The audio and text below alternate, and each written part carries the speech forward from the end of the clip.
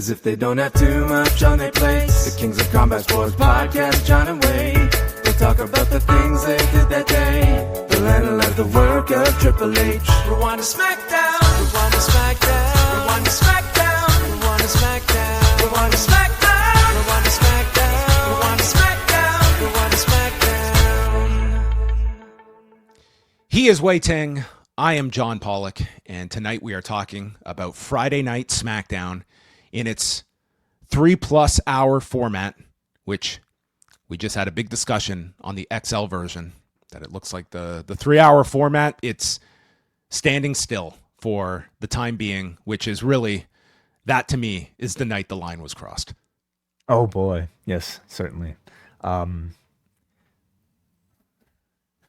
sorry. I'm just kind of, we don't know that it's official yet. So maybe there's still like a, 5%, of wishful thinking that. Do you really think we're going to get Joe Tessitore on camera saying, guess what, folks, we're staying at this? It's just, I don't think it's going to be something they're going to actively make a big deal out of. Well, no, they will be celebrating the fact that we get to keep this show 3 hours. Aren't we all happy about it? It's what we call a pure play. Yeah. So yes, I think it's here to stay, John. XL edition of Rewind-A-SmackDown, folks. This is where we go through all of the news beyond SmackDown's fate. We also went through Mariah May looks to be WWE bound. Vince McMahon has a name for his brand new company. What are the odds for success? Some very interesting antitrust lawsuits filed against the UFC. We break those down with some analysis of that as well. Saturday night's main event, it did a tremendous number. Best of the Super Juniors, the final is coming up on Sunday. All of that can be found on the XL edition. And we talk about this XL edition, and it's hard to describe to people the immense joy we get going before and after the show review. So this Monday, folks, it's open house here at Post Wrestling. We are going to give a free edition of Rewind to Raw, start to finish. You will get XL'd on Monday night on our live YouTube channel. Oh, be prepared to get XL'd. Yes. Yeah. Does that sound good? Sounds like a bad finisher from like the mid-2000s. But yes. But that means we're going to go live right after for everybody on youtube.com/postwrestling. And on our free feeds as well, you will get the full edition of these shows, from our news of the day discussions to our show reviews to our feedback. And I think we should even do it ad-free, just to give people a glimpse. And that way we could even include timestamps for the free edition as well. Let's do it. Let's do it. Let's All right. do it. Yes, we're going to have a very busy week next week. We will be, I should double check with you. We are going live Wednesday night. That's the plan. After the 4-hour block? Yes. Yeah, I think that's the plan. Yeah. Okay, so Fighter Fest, we will be going live at midnight. Dear God. Yeah. If you're not a fan of me after long shows, I don't know if that's the one for you, but we will be live on Wednesday night. Also want to just circle back to Thursday, because we did put out the latest Rewind Away, and we went back 31 years. What are we discussing this week on Rewind Away? We went back 30 years to talk about the oldest edition of ECW television that I've ever seen. So old that it was not even Extreme. It was an Eastern Championship Wrestling. This infamously now known as The Night the Line Was Crossed, a 60-minute triple threat match between Shane Douglas, Sabu, and Terry Funk. A match that I think has historically been credited as one of the things that put ECW on the map among, certainly tape traders and maybe people in the greater wrestling discussion. So it was very interesting for me to just see ECW in this early incarnation, including very, very, very early incarnations of Tommy Dreamer, suspenders and all. The Sandman, without a surfboard but with a wetsuit, and the Tasmaniac. The original Sheik. And, you look at this logo, you would think that the only line that was crossed was from the E to the W, but this was, This was bare bones ECW in February of 1994, but a certain charm to it as well. I think we had double digits of people that bled on this show. So yes, there is an undercard to this, but the primary focus is the three-way dance, a very legendary match in ECW's history. And with that, a big look at ECW in early 1994, the lead up to this show, and what came out after this. But if you're going to pick a year that I would say Sabu was kind of just the sensation of pro wrestling, 1994 is probably on your short list of those years where he was just so key to ECW establishing itself as what it would become. So it's a very interesting snapshot, especially this is more so the before pictures for a lot of these performers. All right, on to SmackDown we go. From the Thompson Bowling Arena in Knoxville, Tennessee. 14,556 according to WrestleTix. And tonight, SmackDown avoiding the NBA and the NHL. No games tonight, so they were in the clear. Bianca Belair makes her return here in her hometown of Knoxville. Her fingers are still in a splint, so she did note she is not at 100% yet. But being that she is here from Knoxville, off the top, they play Rocky Top, which is the fight song for the University of Tennessee. And this was a great start to this show. This crowd was so into this. And, I mean, it made sense of having Bianca on this show, even though it would seem that I don't know if she's going to be wrestling in the immediate future, but it seems like I'm sure close. Well, I mean, the timing of Knoxville certainly made sense, but I have to think she's close to being ready if they're going to jump so deep into an active feud in storytelling.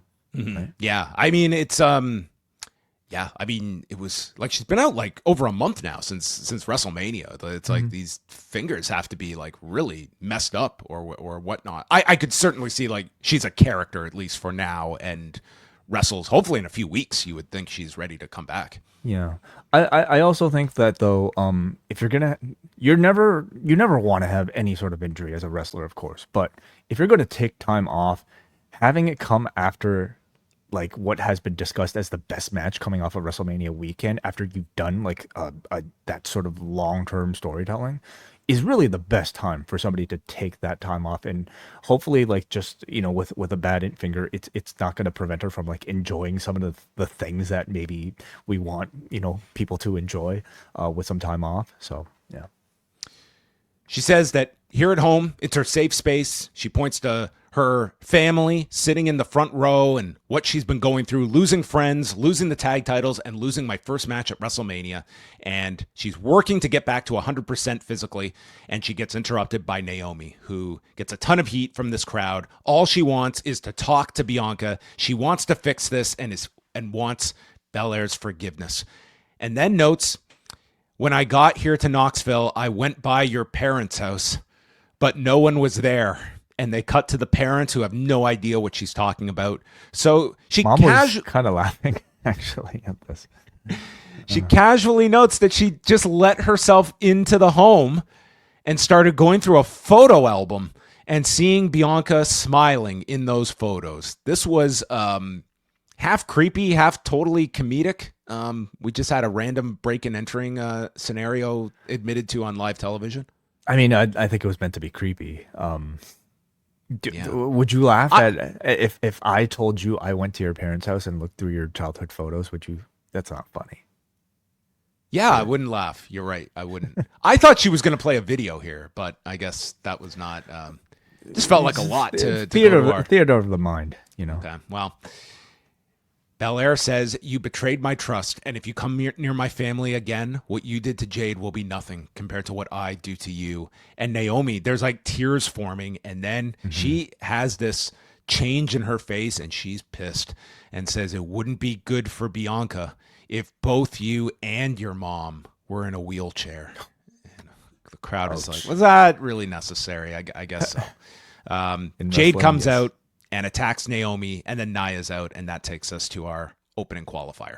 I thought this was a really good opening segment, It was a really good hometown address from Bianca, first and foremost. Again, these post-Mania breaks, again, maybe not exactly what somebody would wish for due to injury, but I think that it's been helpful for Bianca. Like we're talking about a Bianca Belair that I think even leading up to WrestleMania, she was perhaps contending with an audience feeling a little bit burnt out with her at the top and maybe even booing her, in comparison to like an Io Sky, for instance. I think the time away has made us miss her, and therefore I think it's making this babyface return perhaps a more likely to succeed. I think Naomi, unfortunately, has been in a little bit of a holding pattern since WrestleMania, and that primarily is because she lost her dance partner in Bianca Belair. As integral as Jade is to like her story, the heart of the story really is her relationship with Bianca Belair, and I'm so glad to see that they're able to pick this up back up now. I think like playing this sort of stalker role is just. I love it for her. She just has this incredible ability to like evidently shed tears on command, and we saw it in that like promo package way back, but now we got to see it in a live setting, and it was actually very, very impressive. So to see her go from that to just all of a sudden being angry and cracking that great line about like putting Bianca into a wheelchair like her mom, I thought this was a really great showing from Naomi. So I'm enjoying all of this like soap opera stuff, and it immediately makes her like Naomi and Belair feel like they're in hot programs again. It wouldn't be the first time in Naomi's WWE career she lost her dance partner. That's right. Yeah. We'll always have Ariane. Was that her name? Ariana? Ariane. Yes. We'll always have her and Vinny. Vinny, that was his name. Yeah. Naomi, Jade Cargill, and Nia Jax. So Jax did quite a lot here, especially coming off the second rope with a leg drop, and she missed Jade with an avalanche, instead took out Naomi, and then it's Naomi with the split-legged moonsault onto Jax, and then pops up into Jaded, and it's Jax making the save, so we're getting all these saves. Jax executes a Tower of Doom, and then Naomi gets out of the way as she is stacked on top of Jade from an Annihilator. So Jax comes down on top of Jade, and with Naomi out of the way, she uses a crucifix to catch Nia Jax for the pin. So Naomi joins Alexa Bliss, Roxanne Perez, Rhea Ripley, and Julia, with the final spot to be determined on Monday that we will get to. I feel the match turned out really well, a lot stronger than I expected. And for me, it was because they crafted some really strong three-way sequences with some great near falls. And like with many of the three-ways for this Money in the Bank series, they all have like a really strong pace of action, and it continues to show me like how much WWE have figured out like the formula for these sort of matches. So lots of credit to the design of the match, and lots of credit to these three for the execution, including I thought like a finish with this bonsai drop that I thought turned out really well. Jade was the lone babyface here, and I thought she came across well, like good comebacks, got the crowd behind her. I also continue to be impressed by Nia's sense of urgency and her just, ability to like feel like she smells blood in the water and just kind of goes for the kill. I think that's been like the biggest difference maker to me of her run presently versus her run in the past. So I was entertained by this match. Yeah, and this women's match is shaping up to be very strong for next week with the talent that you have in it so far. R-Truth is speaking to little Jimmy as the Bloodline enter. Truth looks at JC Matteo and asks if he is Solo Sikoa's son and wants to face him tonight. Fatu tells Sikoa and Matteo he's got his own stuff to take care of. See you later. Bye. The Secret Hervis is with Nick Aldis, and Green is desperately hiding her face, and it reveals that she has a face mask on to protect her broken nose. She wants Zelina Vega suspended and her title returned to Green. But Aldis says to Green, you are not medically cleared, and I'm not doing anything about Vega. So Green then volunteers Alba Fyre to face Zelina Vega, and that match is made for later tonight because we've got an open hour of programming to fill. And we will for quite some time. So yeah, Nick Aldis is he now has no excuse. Yeah. So, I mean, I wonder if they would have like added any sort of makeup to Chelsea to like heighten the bruising on this nose, but maybe they didn't have to, because this looked like a very legitimate broken nose to me. And yeah, it's hard to tell. They were doing the unmasking spot later. I thought the same thing as you, but it's hard to know. Like she broke her nose. We do know that. So, and for a heel like her, again, you never want to be injured, but like if you're gonna break any body part, like maybe a broken nose is like the best gift that you could have for a heel of her type, because these sort of face mask gimmicks, like they always tend to work really well for them, right? So I like this idea where they have the little Chelsea Green signs here, and after they did the unmasking, my thought is that whether it's Zelina Vega or one of the baby faces, They need to get like 1,000 of these with the broken nose and hand them out to people. And that can be what they hold up for Chelsea. Saxton is with Tiffany Stratton and asks her about Money in the Bank. You won last year. Now you're going to be on the other side. And she says, anyone that cashes in on me, that would be a big mistake.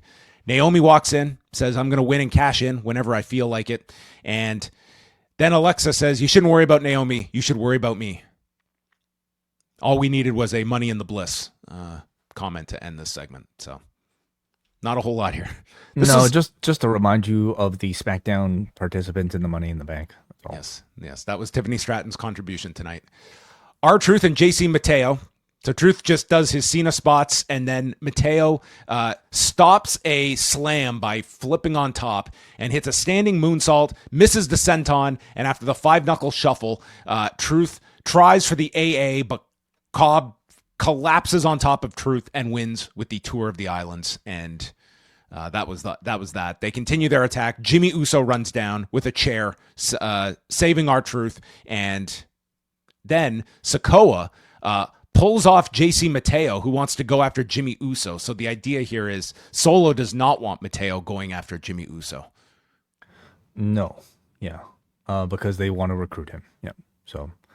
JC Matteo is still in the process of like needing to be introduced, so I guess like that's where Truth comes in so that you could showcase JC Matteo.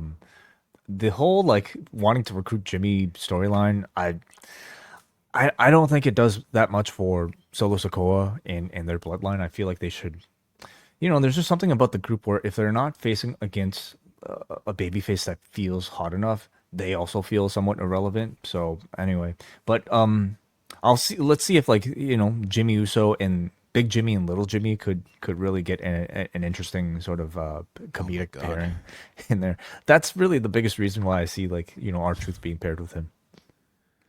Well, that's quite the trajectory of where things are going. Yeah. Street Profits are out, and Montez Ford calls this the greatest tag division on any brand in any promotion, and we're leading the charge. And then Wai's ringtone went off. It's Fraxium. They kept the theme for week 2. Smashing them, cracking them, body count tall, we stacking them. I love it. It's my favorite new theme song. It sounds like a Saturday morning show you would watch on NBC. I think that was the intent. Like they're trying to make them sound like the Power Rangers theme or something. It's so bad. It's so bad. Hang time. Yeah. So Fraxium doesn't think they got a fair shake last week because of the Wyatt Six interfering. Prophet said, well, we had you beat, and Fraser wants a rematch. So out come the Machine Guns. They state, if your logic is you were never beaten by the Prophets, then we deserve a shot too. Then DIY come out where Candice LeRae is doing all the talking, calling them nerds. Sabin tells her to shut up, and Ciampa cuts off Gargano when he brings up the Wyatts, stating we will never talk about them. You have all killed the tag division. We want a moment of silence for the division, and the lights go out. The Wyatts appear, laying out everyone, ending with a Sister Abigail onto Nathan Frazier as they were racking them and stacking them. So a lot of people want the tag titles, and I'm guessing we're getting our next whiteboard tournament from Nick Aldis. This is the build for the ladder match the night before WrestleMania next year. Right. Or after, yeah. Right. Okay. Los Garza against NXT's Javon Evans and Rey Fenix. So this is the backdrop for Worlds Collide. They brought in Ethan Page to do commentary here. Evans bounces off the top into his head scissors on Berto, sending him out of the ring. They get the heat on Evans for a long time. Then Fenix gets the tag, and Garza lands a slingshot powerbomb to Evans for a 2 count. Fenix then stops Los Garza in the corner from sending Evans off, and it's Evans with a swan dive to the floor. Page then shoves Fenix into Evans, so Evans super kicks Page, and Evans goes for his Red Dawn and barely connected here with Berto. He then climbs to the top. Page shoves him off, and this leads to the MTY onto Evans as Garza gets the cover. 12 minutes and 17 seconds that they went with all 4 of these on the Worlds Collide card next week. I thought it was mostly a strong match here, and I think a very good main roster preview debut for Javon Evans. He, at least in ring, feels very main roster ready, but I mean, at such a young age. I think more time in developmental is probably a good idea for reasons even beyond just, his abilities, right? I think he needs a good, like, a year down there at least. Yeah. Like, there's no rush. You can watch this match. It's like you can see, like, you have all the time in the world with this guy. He could be someone very special, and I would not be rushing him. Yeah, exactly. Phoenix, I mean, listen, like, I think cracking the hot tag around him proved to be a good idea last week. But tonight, man, unfortunately, this was not the best night for Rey Fenix, where he screwed up in a couple of spots there. And, that plus, like, being overshadowed by this, like, shiny new toy and Javon Evans, I did not think it was a great night for Rey Fenix. He did the spot where he leaped off the back to go do a Rana, and this Rana was just, it was totally off. Yeah. And then the spinning back kick was off as well, and he didn't really have that much else to do in the show. So that's kind of the only impression you're left with, but it's only one night, so yeah. Joe Tessitore and Wade Barrett are on camera, and the screen glitches, so we cut to Uncle Howdy, who says, "We won't stop, not until we get what's owed." Maybe they're behind on pay. Oh no, class action lawsuit? Yes, yeah. They want Okay. they want injunctive relief. Imagine the Wyatt Six, being called to the stand. I would love it. Yeah, that would be an absolutely great utilization of the Wyatt Six. Skit, yeah. All right. Zelina Vega against Alba Fyre, non-title match. I can't remember the last time Alba Fyre had a singles match on TV or any match on TV. It feels like it's been quite a while. Did you know Zelina Vega is small? It's the only thing I know about her. Yeah. In this match, she was referred to by Joe Tessitore at the beginning as the undersized underdog. 2 minutes later, Wade Barrett tells us, I don't want to say it, but I'll say it. She's undersized. Then Joe Tessitore describes her as diminutive, scrappy. I'm like, how much more can we just shine a light? She's small. No. She's small. Yeah. Okay, so I know we would associate a lot of these things with maybe a Vince McMahon style of production, but it's clear there's something in that company where she's Shorty V. This can exactly. This Shorty Z, whatever. This can still happen. And it's strange because Zelina is somebody who's been around their system for a long time. We've seen sort of the scope of her talents. She's much more than just somebody who's supposed to be small. Yet, week after week, this seems to be the only thing that we're being pushed about her is the fact that she's smaller. She's not even that much smaller than most of the competitors. Is she that much smaller than an Alexa Bliss, for instance? No, it'd be comparable. Yeah. Yeah.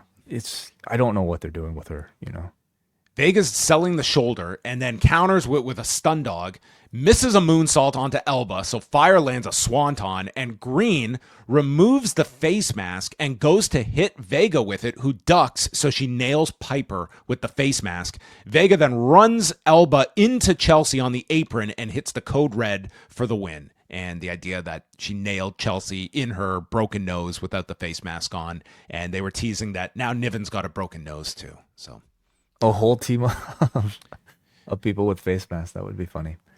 Yeah, I thought there was no heat for this match at all, and no, there was this whole second half of the show. It was very down. I can't really blame Alba Fyre because she's barely a presence on the show, so she's almost like an unknown at this point. But for somebody like Zelina, who's received pretty consistent airtime as champion, I think they really continue to struggle to have the crowd connect to her. And man, it's just the whole interest in this U.S. title feud so far has been reliant on Chelsea Green still. And credit to her for never showing sort of this unwillingness to look ridiculous in service of the character. And I thought she was very funny here. But aside from this, the segment would have pretty much died without her.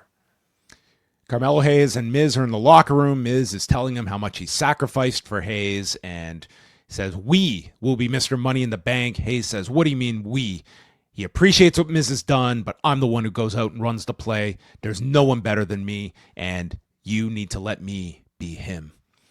Yeah, so the most tension I guess we've had between the two since their team up. I hope it really means they're finally pivoting him away from Miz. The lineup for next week, they list Worlds Collide is at 3 Eastern on YouTube. The Money in the Bank Countdown show is at 5 o'clock. I cannot imagine Worlds Collide will be over in 2 hours, but maybe. 5 matches. I could see it for It could. YouTube It special. could. It's also not the end of the world, pardon the pun, if it overlaps with the countdown. And then Money in the Bank is on at How 7. could it though if they're both on YouTube? You can have dual streams. You could. I just don't see them doing it. You know, I mean, it might be over in 2 hours. It might. Then we had our first Julia video package and she got the subtitles. She had one goal in Japan: to be indisputable. She wants people, regardless of whether they love or hate her, know that she is impossible to deny. Opponents don't matter. They are only a means to build my legacy. I will conquer everything. Who is going to stop me? Mm-hmm. So most of this, like 96% of this promo was in her speaking English with like the last line in Japanese. And I think like she did well delivering a full English promo for like somebody were like at her level. The problem is how inauthentic the words feel coming out of her mouth. Like it's obvious, like we know these aren't really her words and they're probably written by like a white guy, you know, for her. And I think it's okay for practice, but I think there's a problem when you're using the same script that you would use for any character as you would for somebody who's completely or relatively new to the language. It just doesn't feel real. And in wrestling, I think ultimately that's what you want the most. So I think somebody at her level always comes across better delivering most of the promo in her native tongue with the subtitles, followed by like a little bit of English, you know, put in there. That's a formula that I think that's really worked well for like Io Sky, for instance. But at this point, I also know that they just want to give her practice, and I guess this was fine for that. One day I'm just going to text you this, but I'm going to use my own, I'm going to personalize it for myself. I'm just going to randomly send you this and say, Wai, when I grew up in North York, I had one goal. I just wanted to be indisputable. And you can love me or hate me, Wai, but I want you to know I'm impossible to deny. And other podcasters don't matter. They're only a means for you and I to build post-wrestling, and we're going to conquer everything. Who's going to stop us? Well, you make a great point, like with that, John, because no matter how good somebody is at speaking English, it's impossible to make those words sound realistic. So maybe that was the bigger problem. But then we had the follow-up. Oh Zelina Vega is walking backstage, and Julia's just hanging out, and this man at the far end wondered if there was going to be some kind of a scuffle going on as he was sitting back and reading a magazine. And Julia says, I see you, but I see that title more. Like, what the hell does that mean? She's staring more at the title than her because she's so small, of course. You know, is she going to cash in on this title? Is she getting ahead of herself here? Well, that's the thing. I mean, it does kind of telegraph Julia's chances at the Money in the Bank by her already being linked to Zelina here. And yes, like this is the direction we expected after the qualifier. She pinned Zelina, so we knew at some point she'd probably go for the US title. But to do this interaction this early, to me, does spoil the Money in the Bank just a little bit. I would have saved this. Yeah. Damian Priest came out. It's got a black eye and said that after beating Drew, it's like breathing in fresh air. We went to war for a year. And I gave him a concerto, walked out, and put his ass in the past. And I still can't stand his ass, but I do appreciate that the Warrior version of Drew showed up, not the guy who hides behind his phone. He says, now I'm coming for championships. And he says, you know who I'm going for. And he puts the mic out. Dude, there wasn't a whisper of anybody here. I didn't know he was I thought he was like trying to get the yeets going here. He's like, you all know who it is. Jacob Fatu. I'm like, no, that one caught me off guard. I was not expecting Jacob. I mean, logically, it does make sense. It does make sense. Who else? Who are the other champions on the show that he could possibly be going for? But yeah, interestingly, I didn't think Brand would stop him here. But I mean, what are you even like yelling to signal Jacob Fatu? You're just, okay. Yeah. So anyway, he says he's proud going for Zelina Vega. I see you, Zelina, but I see that title more. So he says he is proud of Jacob Fatu, and that's real. Not this other bullshit. Now I'm going to get back to my written promo. He says, I don't respect your crew, and one day we're going to meet in the ring, and then he takes out. I'm belittling this, but this was actually a very good promo from Damian Priest. I guess it was. It just sounds so much more enjoyable coming out of your mouth. That's like this, and that's real. It's like, okay, we like should, I we should be in the character, in the moment of the character. Everything you say should feel authentic. So he walks to the back as Jacob comes out for his match, and they have a brief stare down, and then the two acknowledged one another. So coming off of like Saturday, I thought they were going in two directions. One being Drew being a babyface, and I thought Drew's Priest's promo here kind of confirms that. You know, putting over Drew and his warrior spirit, not being the same guy who tormented him all these months, seems evident that Drew is going to be turned into a babyface. I thought they were going for a double turn with Priest going as heel as well. This promo did not seem to indicate that at all. But if he was already getting booed or at least not getting cheered with Drew McIntyre, how does this guy stand any chance getting cheered next to Jacob Fatu? That's just... I think they're slow rolling this one. I thought that exact same thing. This was scripted as a very like your badass babyface, but in a match with Jacob Fatu. I think they know exactly what they're doing, and I think that it's like if the crowd goes that way, we are ready for it, and I think it's a direction they want. Like look at the way Jacob Fatu is booked. He's about to take on Andrade and Carmelo Hayes. He was the babyface in this match, and Certainly. he pretty much is a babyface in every presentation, and that will be the case with Damian Priest too. And it's a match that I think people are looking forward to with these two. I like it. Yeah. This could be Saudi Arabia, maybe. If Yeah. not TV. So those are your options. The streets, from the streets to Saudi Arabia. Saudi Arabian street fight. Yes. So it's Jacob Fatu, Andrade, and Carmelo Hayes in a qualifier. This was the beginning of the third hour, so they had 20 minutes. Get used to this. Wade Barrett reminds us of Andrade and Carmelo Hayes and their best of 7 series last year and ends it by saying, there wasn't a satisfying end to that. I mean, how silly does that sound? A best of 7 series that didn't have a satisfying end to it. Like it's designed to be very cut and dry. Yeah. Pretty silly. Yeah. The Stanley Cup final, it didn't have a satisfying ending at the end. We didn't have a winner last year. So the crowd is chanting for Fatu. Hayes looked really good in this match. I thought like he got time and he had 2 opponents like that really based well for, you know, just his La Mystica, and you had Andrade. That, I mean, when was the last time we got like a match of this length with Andrade as well? So early on in the match, Fatu sends the Miz into the barricade and hits him with a running hip attack, which eliminated the Miz. He was gone for the rest of this match. This was the deadly hip attack. Then, after a poison Rana by Carmelo sends Fatu to the floor, Fatu gets up and he runs at Andrade and Carmelo, who both sidestep, and Fatu crashes through this timekeeper's area. And if you watch this, I just could not imagine mentally knowing that these people are going to be moving and I'm going to sprint into this wall. This guy went at an alarming speed into this barricade. I could not believe how hard he charged into this thing. I had to rewind it. It was impressive. Yeah. Yeah. You know, they're a different breed. Yeah. Fatu returns. He's back to life.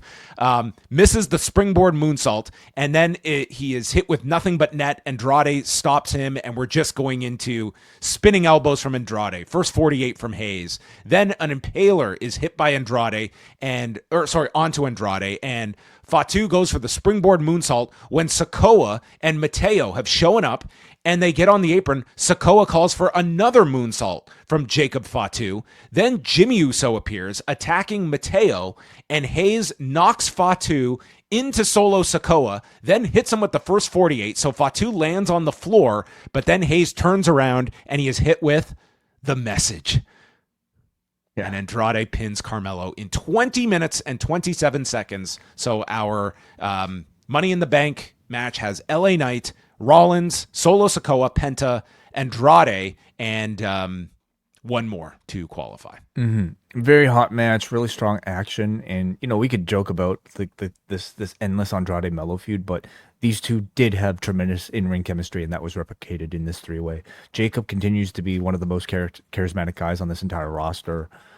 So this kind of surprised me, seeing Andrade get the one be the one to win the qualifier. Like, he is perhaps the coldest character in this Money in the Bank match, but maybe we can hope for something to come out of this match to springboard him into maybe a deeper feud with Santos, as maybe has been, or something involving Fenix or something like that. Backstage, LA Knight does a whole promo about the term punching your ticket, and he says that this is his third year in a row being in Money in the Bank, and explains some might think that Rollins is the veteran in this match. That's not true. And quote, when you've done this 33 years in a row, I was like, you're not that old, LA Knight. Aleister Black. What is he referring to? He misspoke. He meant to say 3 years in a row, but he said 33 years in a row. Oh, okay. Yes. All right. Aleister Black walks in and says, that win was partially mine. You're welcome, though. Yeah. Cool. I guess we can't really say that much about this Aleister Black run so far, but is it, I don't know. Yeah, I can't say much about it. It's been a month, and I can't say there's anything that's really jumped out at me over it. He it doesn't. So would you say does it seem like he's moved on from Miz and Melo, or is that still happening? I feel we'll revisit that at some point. I mean, yeah, maybe. I mean, he was pivoted here to LA Knight, but yeah, I can't say anyway, he's felt somewhat like underwhelming so far, but it's still early. So the ad for Raw aired, and so we got the announcement. It'll be CM Punk, AJ Styles, and El Grande Americano in a Money in the Bank qualifier. That sounds like oddly interesting for Monday. Yeah. Sounds great. Outside of this year's Royal Rumble, this is the first time Punk and AJ, who have not always seemed to be always the best of comrades, this will be their first time having a match together since 2004 for IWA Mid-South. Wow. This is kind of amazing. wild to me. Like, how old was Javon Evans? He was born like a few months before that match. He would have been like 5 months old or something like that. 5 or 6 months old. Amazing. Wow. And the women's match is Liv Morgan, Ivy Nile, and the latest addition to the Raw roster, Stephanie Vaquer. So that is our first call up, and I don't think it's going to be our last. No, they made it official on social media, so it seemed like they were in a rush to put Stephanie Vaquer up there, and we could make, I think, a pretty solid assumption that she's going to win this. Wouldn't you say, John? I'd be very surprised, because I imagine that this is going to be like Roxanne Perez or Raquel Rodriguez screwing this up for Liv. Probably Raquel, because they're kind of leaning towards Raquel being at odds with Liv. I would see absolutely no purpose to be putting Stephanie into this match if she's not winning. It just would make no sense. Yeah, so it seems like they're really fast tracking her, and it makes me wonder when that decision was made, because it feels very, very sudden. Oh, this is more like this feels like, a move you would see years ago, where it was just drop her cold turkey from one brand and boom, thrown into the other. But I mean, she's coming up in theory with a push. But man, there's a lot of people that they're trying to introduce on both shows. We're talking about an Aleister Black. There's a lot of these names, and there's going to be more of them. Fatu is livid backstage. He's destroying everything. Sikoa says he was just trying to help, and Fatu says, for the last time, I do not need your help. And he leaves Matteo and Solo Sikoa. So that's going to blow up. Worlds Collide rundown. No listing of a title match between Chad Gable and El Hijo del Vikingo. Must have been a mistake on Monday. Do you know how much coverage this got? This got covered in big news sources in Mexico. This title match. This was the fact that it was advertised on a graphic. Yes. Yes, that it's, and this match is happening tomorrow night, which I didn't even realize until Cino pointed it out. This show is airing on Max in the U.S. Interesting. Triple I I didn't know they had that deal. I didn't know that either, but yeah, it's on Max tomorrow night. So it's actually a pretty noteworthy show for Triple A, for several matches that are on that card. So does that relationship continue? Beyond? I have to learn. I literally, until Cino pointed it out, I had no idea this it would be very interesting that on Max you could watch both AEW and potentially WWE own AAA. And then our final segment, Cody comes out, crowd is singing for him, and he explains that after WrestleMania, he went home drinking, and he asked someone close to him, was I a good champion? They told him, yes, you were a good champion. And he I wonder who this friend is. Like he made a pretty big deal about this being a friend that he'll constantly turn to for advice. So QT. I wonder if there's a future QT. Arn. It's got to be Arn, right? Yeah. No? I don't know. Maybe it's Arn. Yeah.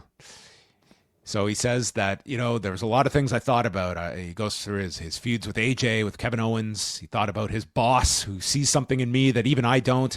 And I thought about the final boss and how he wants my soul.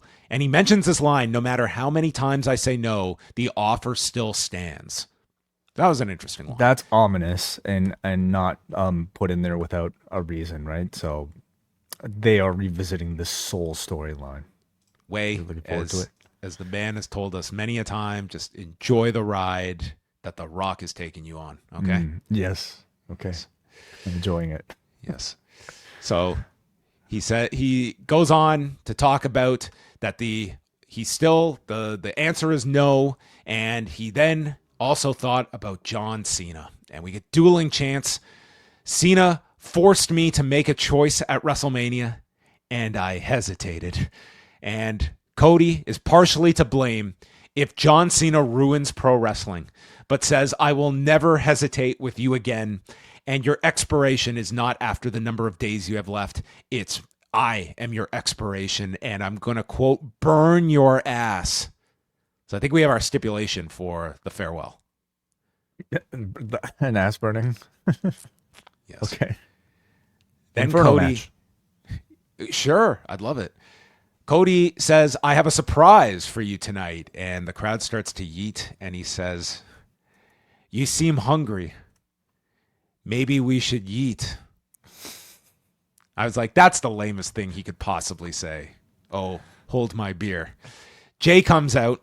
It took forever to come out. He goes through a commercial break, come back, and Jay's music gets cut off by Cena's as Cena comes out and calls this pro wrestling's biggest wannabes in reference to Cody and Jay. Cody wants my fame. Jay wants my money. And he says there's only one other human in WWE that embodies hustle, loyalty, and respect. And he's here tonight too. And out comes Logan Paul. And dude, he gets into the ring, and there's like 3 minutes left in this show. And Logan just decides to give us the Gettysburg Address after being inspired by Anarchy in the Arena with the Young Bucks. He says how Cena puts over Logan Paul, who does WWE better than anyone else. And people came to see the two of us. I guarantee no one bought a ticket to see Logan Paul tonight unannounced. Paul then insults the stupid people of Tennessee. This is a moment in history getting to see us together. So the crowd starts chanting, shut the fuck up, as Netflix goes nuts. Logan says, this made no sense if you're someone just swooping in to watch pro wrestling and be like, this is the world champion, and I should be standing next to him as a world champion too. I was like, this just underscores how stupid it is that we have two world titles. But we understand. He says, I should have left Saturday night's main event with the belt. But Jay, you got lucky. You needed Cody. And the two of you are handed everything. You're Nepo babies. Me and John are self-made men, which should be their tag team name for this week. The Nepo babies. The Nepo babies.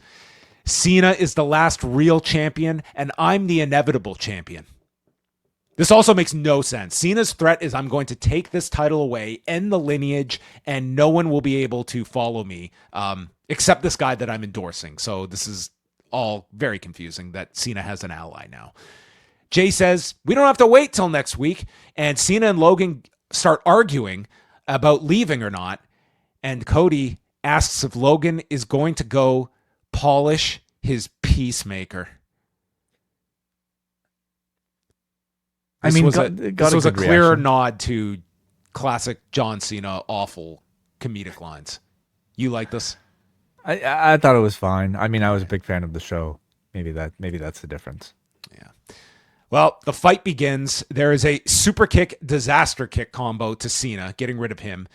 And then Cody, who has probably seen this up close and personal in the past, has to duck a snapshot lariat.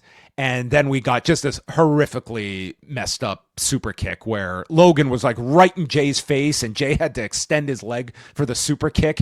And that leads to the Cody.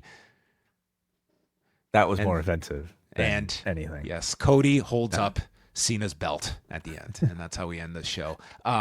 Listen, I understand we have star power here. I have no interest in this tag. I shouldn't say no interest, but if you're telling me, like, I am not that interested in this tag match next week.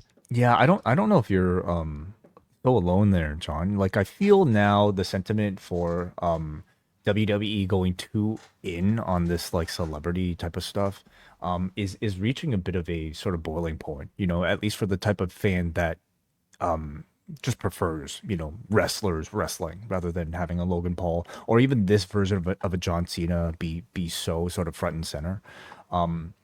This is, you know, definitely what the TKO MO is, right? Like, I think I was most curious to see if Travis Scott would be inserted into this, and at least we could tell at this point, I don't think that's the case. But that doesn't mean in the future he won't be. But yeah, it's there's a very clear distinction now between like a WWE main event scene, which involves, you know, a John Cena who's very much at this point more sports or entertainment than he ever has been, with a Logan Paul, with the potential, you know, Travis Scott. And what's going on in AEW with a Will Ospreay, with a Hangman Page, with a John Moxley, and it's swinging the tides towards AEW, at least for like the niche, you know, hardcore fan, that much more.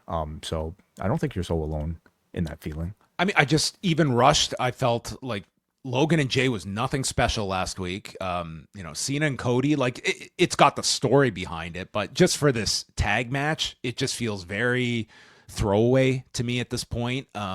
You know that Cena and Cody are going to be locked together throughout, I would say, most of like Cena's run at this point. Like, Cena should not be losing this belt anytime soon.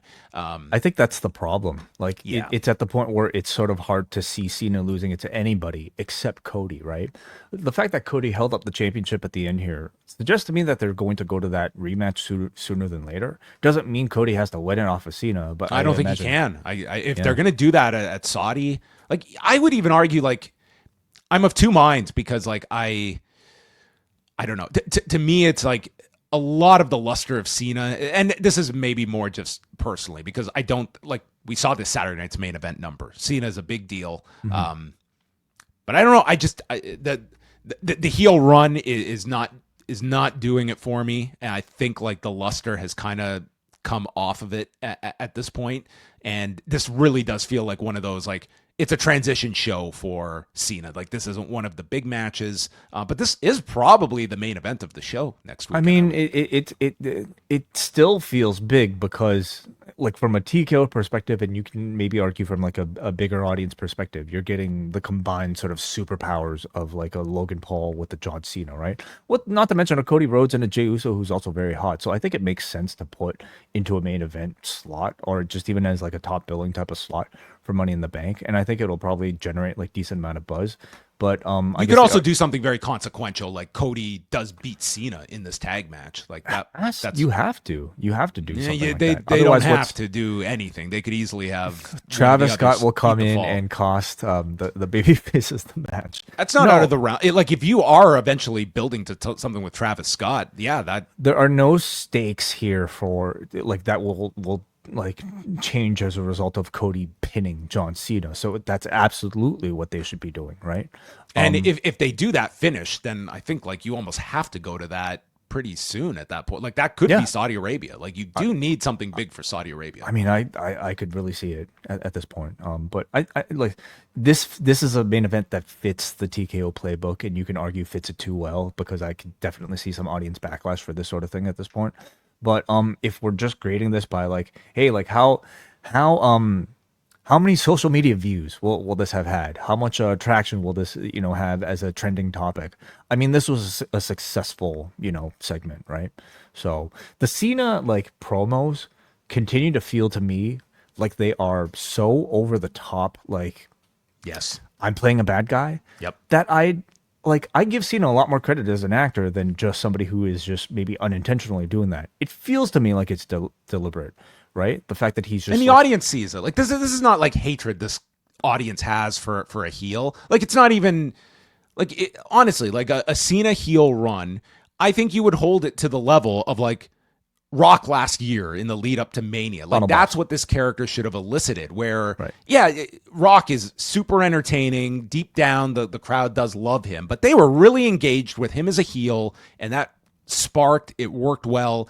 This crowd, like, they do not, I think, the novelty of booing Cena is out of the system, and I think it's like, we know we're supposed to boo this guy, but it's... I think they're still into booing him. But I think they're into booing him because, like you're trying to say, like, they know it's part of the show. They don't truly hate John Cena. And I also wonder, like, again, I give Cena a lot more credit as an actor than maybe what others would. But, like, I think he's deliberately doing it. He's deliberately giving us this sort of wink, wink, I'm a bad guy type of performance. And I guess I ask why.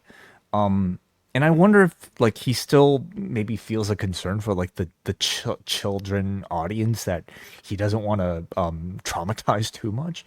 Like, this is the level of a villain that you can still kind of, like, show a child to tell the child, hey, look at John Cena, our friend, pretending to be a bad guy. Isn't this, still fun to watch?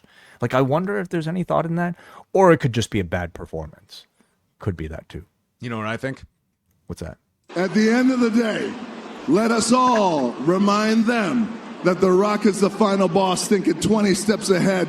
So the best thing for them to do is to know their role, shut their mouth, and enjoy the ride that The Rock is taking them on.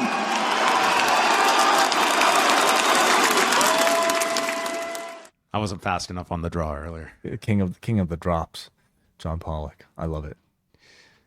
Maybe Dwayne comes back at the Intuit Dome next weekend. And then he'll just go away for like 2 years. Well, that was SmackDown, folks. Good show, bad show, great show, best show you've ever seen. Again, like I go back to like what I was discussing at the beginning of like Double or Nothing.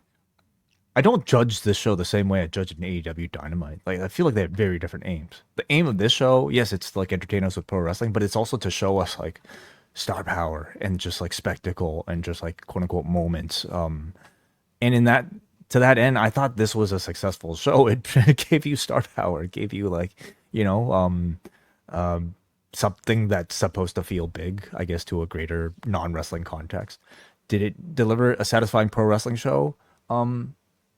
I enjoyed the three-way matches for Money in the Bank. I think those continue to turn out really well. What else we got? What else do we have to talk about? Those were the main matches for me. I mean, my only complaint, I thought it was too short myself, but they could have tacked on some time. That would have been nice. It was a fine show. I'm looking forward to these Money in the Bank matches. Like, I think they're building up to be. Who do you think qualifies on Monday on the men's side? Well, let's go through like who's qualified so far, because one slot remaining. But in the men's match, we currently have Solo Sikoa, LA Knight, Penta, Seth Rollins, Andrade, and either CM Punk, AJ Styles, or El Grande. Considering Gable's already wrestling the afternoon prior, maybe we can rule him out. Although, like, Gable, for his sake, I hope they do. I mean, that guy. Although Gable in there with Penta, like, kind of makes storyline sense. It's not out of the question. But Punk being in there with Rollins also makes a lot of sense as well, right? Yeah, I feel that. I feel you want to have Punk on this big show. Mm-hmm. It's like it's the Intuit Dome. You have the Rollins program. It's one of your big stars on the show. That would make the most sense. Yeah, I mean, if I go Punk. Yeah, I think that is the play to go with Punk, and yep. Vicker seems the obvious for the women's side. So, oh yeah, so in the women's we have Bliss, Roxanne, Rhea, Julia, Naomi, and either Stephanie or Liv or Ivy Nile. Yeah, probably Stephanie. No, both matches are going to be very strong on that show. Mm-hmm. All right, we're going to say goodbye on the YouTube channel. We've got your calls and feedback coming up next. Again, we'll be live Monday night immediately after Raw here on the Post Wrestling YouTube channel. Hit subscribe and you can join us. Whole XL edition of the show news, review, feedback, and questions coming your way on Monday night. And it is a brand new month beginning on Sunday. Post-wrestling, Café.com. We will have our whole month's schedule out for you over the weekend as well of what you can be checking out on the Post-Wrestling Cafe. But part of your subscription comes with the XL editions of all the shows we do after Raw, Dynamite, and SmackDown each week. So goodbye on the YouTube channel, and we continue on for those on the Post Wrestling Cafe.